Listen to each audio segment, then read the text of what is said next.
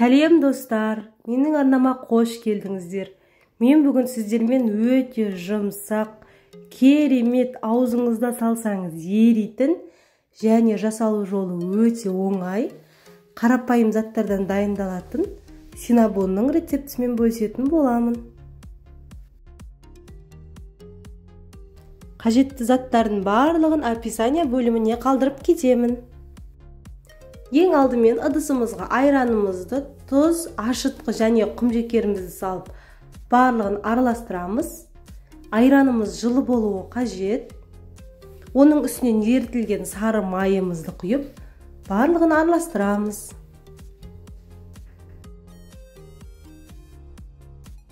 Үстінен бір жұмыртқамызды салып араластырамыз.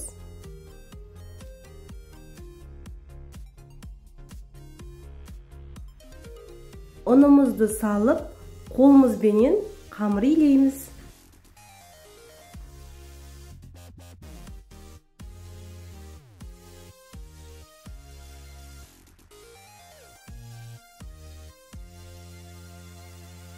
Бізде осындай қамыр пайда болуы қажет. Енді бетін жауып, жылы жерге 2 немесе 3 сағатқа қалдырамыз. Бізде 2 сағат өтті, осылай көтеріліп шықты. Енді ұнымызды сеуіп, қамырымызды жайып аламыз.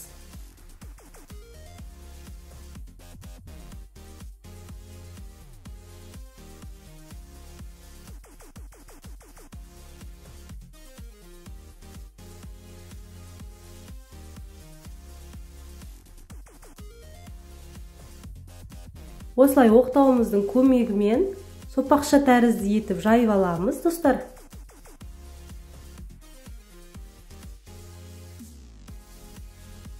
Оның үстінен ерітілген сары майымызды құйып, осылай бір келкі етіп жағып шығамыз.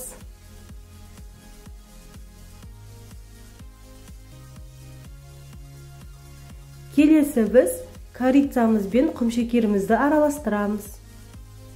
Жарты кесе құмшекер және осындай 18 грамдық корицаны алдым. Екеуін жақсылап араластырамыз.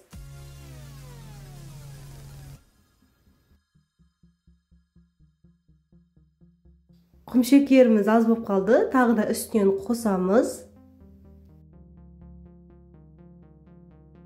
Біздің корицамыз дайын. Енді қамырымыздың бетінен осылай бір келкі етіп сеуіп шығамыз. Егер достар корицаны жақсы көрмейтін болсаңыздар, мак пен құмшекерді араластырып сепсеңіздер болады. Одан соң үстінен осылай оқтауымызбенен басып шығамыз. Піскен кезінде шашырап кетпеуі үшін. Одан соң барлығын бір келкі етіп орап, жан-жағын қыстырамыз қолымызбен. Достар, пышақпен кессеңіздер де болады.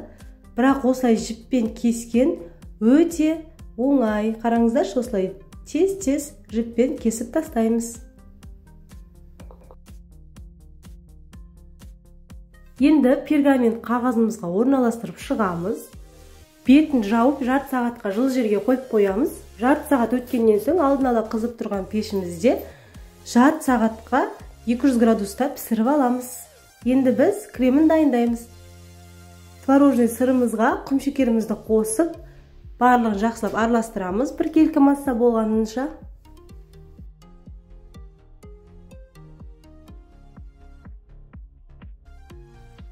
Достар, біздің креміміз дайын, осындай жұп-жұмсақ болып шығады. Біздің синабонымыз пісіп шықты. Қараңыздаршы, достар, қандай үлкен болып көтеріліп пісіп шықты. Енді кремімізді үстінен осылай жағып шығамыз.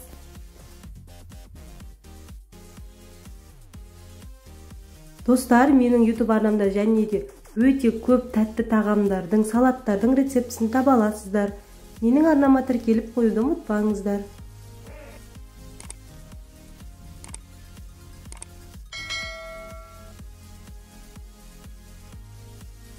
Достар, осымен біздің өте керемет, өте дәмді, бір жегенде қайта-қайта жегіңіз келе беретін синабондарымыз дайын. Сіздер де менімен бірге жасап көріңіздер. Барлықтарыңызға ас болсын.